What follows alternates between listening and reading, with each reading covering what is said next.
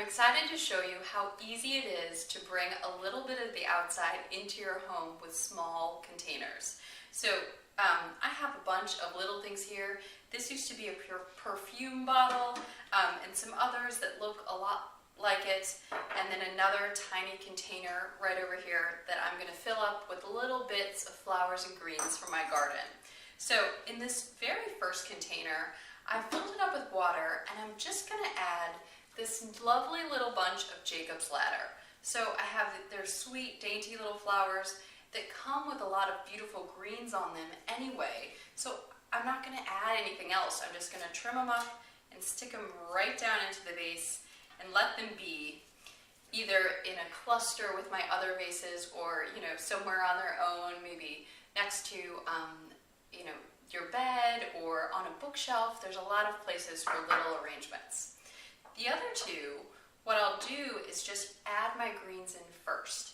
So in this one, I have this wonderful ground cover, epimedium. It just has the coolest looking leaves. I love it.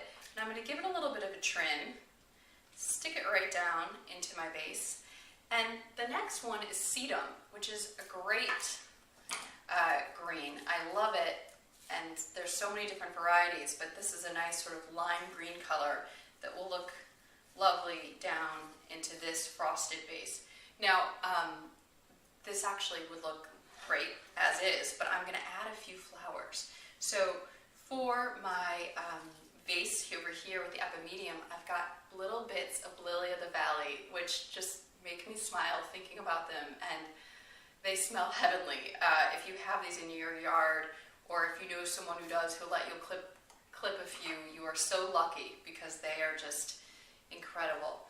They're beautiful looking and have such a nice scent, and I'll just tuck a few of them down here.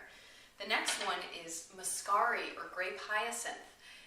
This is a flower that I love also for its scent. It's subtle, but it really does kind of smell like grapes, and it resembles grapes too. So if you see this one growing, make sure to smell it, and you'll get a kick out of the fact that it has that grape smell to it.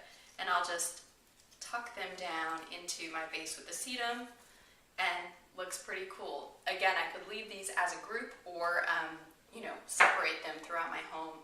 Now, the next one is a great little sort of vase that I got at this store, Goodwood, that I just love going to.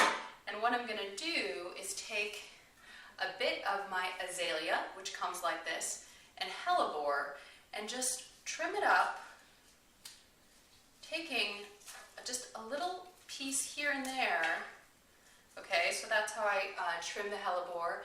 And the azalea is the same thing. I just need a little bit here, trim it up, and then I've got another piece, so that I have these smaller pieces that then I can cluster together in my hand.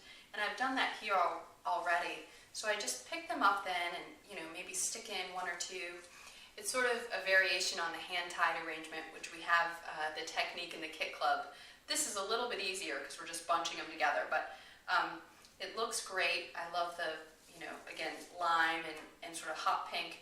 And then I'll take one of my green rubber bands, which is great elasticity and size, to just wind around my bunch. Trim this up, and I'm going to stick that right into this vase. Now, I really needed to rubber band that because of the shape of the vase. Otherwise, they might have just flopped right out. Whereas the narrow neck on these other ones makes it so that I don't need a rubber band. Okay, so this one I used one of my tools to fill it up, and I think it's darling just like this.